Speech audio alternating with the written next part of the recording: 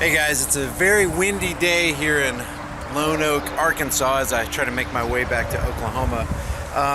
But I'll upload some more videos from the Washington D.C. zombie march against our rights, and it literally was. It felt like I was on the set of The Walking Dead. These people were so checked out, and in a sense, it was funny, and in another sense, it's kind of startling and terrifying to know that this generation that's growing up is marching to take away their own stinking rights. You know the old saying, if you don't learn from history, you're doomed to repeat it. These people do not understand that the socialists and the communists of the past who've disarmed their citizens destroyed them. I was reading yesterday that Mao Zedong destroyed over 80 million of his own people. Stalin, like 20 or 30 million. How many did Hitler kill? I don't know, but the point is, when they disarm the people, they become powerless and they cannot resist a tyrannical government, which was the whole spirit of the Second Amendment. Had nothing to do with hunting and had everything to do with protecting yourself from a tyrannical government. Now, personally, I don't think we need the Second Amendment. All we need is common sense. Every individual who's born, I don't care if you're American, Cuban, Russian, it doesn't matter. You have a right to defend yourself and your family by any means necessary, and you don't need something written down on a fancy piece of paper. I agree with the Second Amendment. Everybody has a right to keep and bear arms, but remember, it's still an amendment. It can be amended. It can be altered. It can be changed. It can be completely done away with. And then what do you have? Oh, that amendment we used to have, I guess we don't have rights anymore. Bull crap. It doesn't matter what's written down. You have a right to defend yourself. You have a right to have an AR-15. If you can afford it and you want a tank in your front yard, you should be able to have it. It says shall not be infringed. That means no background checks, no regulations, no gun control, none of that stuff. You have a right to defend yourself. Anyway, I'm rambling on, but I've been noticing in the last week or two that CNN has tried to put a veneer of true journalism on, and they're becoming very deceptive. I don't trust it for a second, but in one sense, it's a little bit refreshing. Matter of fact, in this video right here, I can't remember what it's called, something like students spar over gun control. One of those kids, I think his name is Jake or Jacob, you're gonna hear him in a second. He's got some good stuff coming out of his mouth. He is not for background checks. He's not for negotiating individual rights, and that's where we should all be. There's a quote that I read one time. It said, the smallest minority on the planet is the individual. Think about that. It doesn't matter about the color of your skin. Are you an individual? Then you're the smallest minority. Am I an individual? Then I'm the smallest minority. And if we're for minorities, then we're for individual rights. So I'm going to play a couple of these clips. I will upload some more of the March for Our Lives interviews. I've got a ton of content. I've just got to parse through it. And I've been on the road trying to do this on my laptop while my girlfriend's driving, and it's kind of difficult because sometimes we're in signal, sometimes we're out of signal. Anyway, check this out from CNN. Leave your comments and let me know what you think. If you enjoy this video, subscribe to the channel, hit the bell notification button, give it a like, and share it with everybody you know. How many of you plan to vote in the 2020 election? Okay, has the gun issue changed how you think you will vote? Show of hands. It has. Okay, so Kirsten, how's it changed for you? I now look for that issue, and it's important to me to feel safe in my school, and whether or not they think it's important for me to feel safe in my school is how I will vote. Now, this statement presupposes that politicians who parasitically live off the forced theft of the people called taxation are worthy of any of us giving a rat's ass what they think. Politicians are narcissistic, power-grabbing liars that deserve to be shunned by humanity, and the fact that we as a supposed advanced civilization even give ear to them is alarming. I think after this whole thing, we're going to be looking out for how they stand on the gun control issue, and that's definitely going to change the way I vote. Let's modify that and call it what it is. This is not a gun control issue, it's a people control issue. Using misnomers misleads people into making very bad decisions. You and Julia were at Parkland when this massacre happened. So has that day changed your outlook on things? Parkland's kind of wrapped in a nice little bubble, and after that shooting, the bubble popped. We don't feel safe anymore. Even at the march on Saturday, I was looking up and the buildings were really tall, and I was wondering, could a shooter shoot down from there? This is interesting because I thought the same thing when I was there. What a perfect opportunity to pick off as many disarmed fish in a barrel as you'd like before your ammo runs out. It feels the same way for me. The one town and the one place that you felt you could never be harmed, that's when your life was at risk. You just think you want no other student to have to experience that ever again.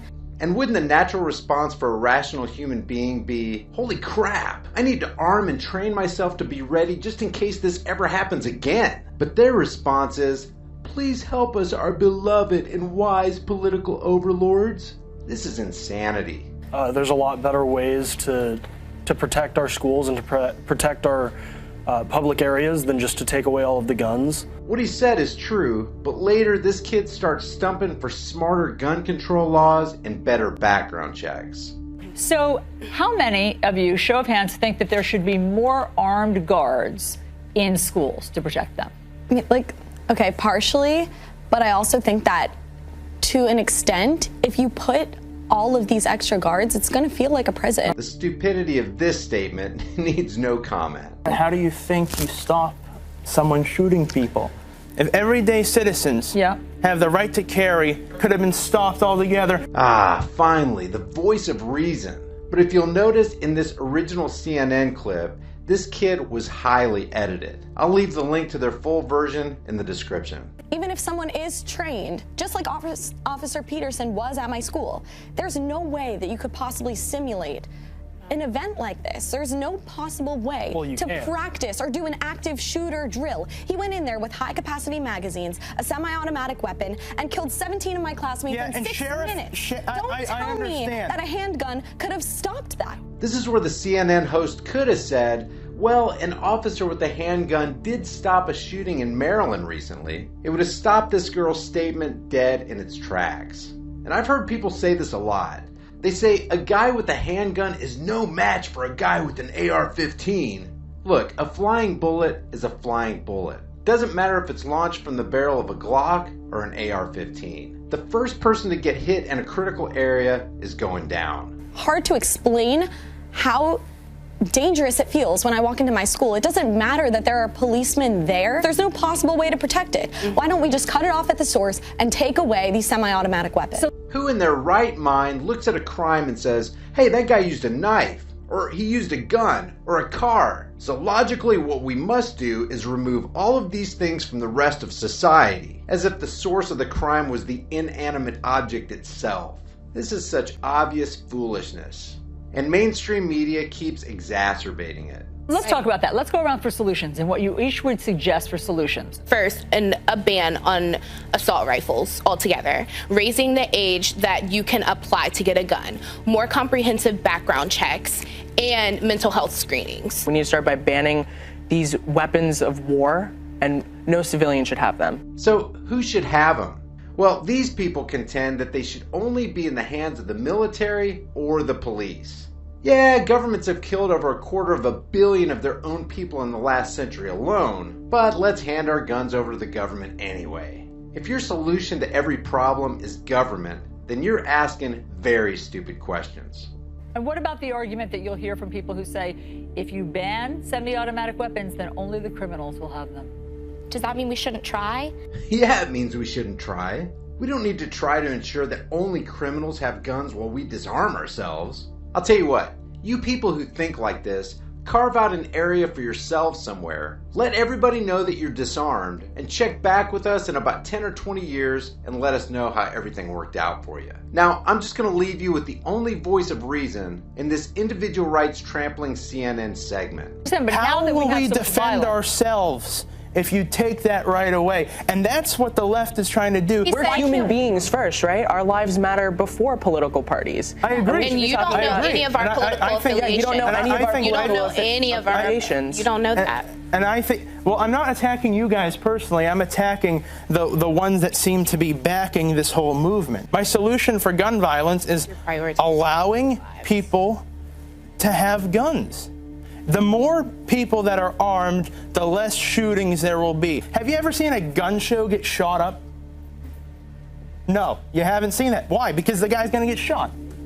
The guns are the solution, not the problem. Why are you telling everyone out there in America that you can't own a gun for your protection? You know, I'm in fear walking around that shooter can have. It doesn't need to be for protection. It's not a good gun for hunting either. Why are you telling For me what I hunting, for can and sport, for It's not efficient hunting It's not gun. necessary. My life is more important than a gun that's used to hunt. Jacob, is there anything you're willing to compromise on in terms of guns? The issue here is the politicians on the left are trying to take away the gun rights one by one.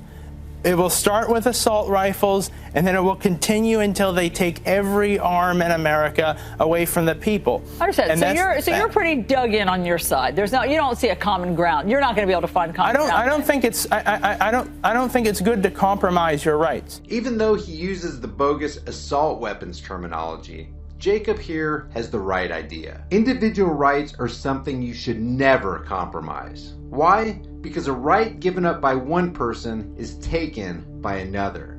There are always two sides to every trade.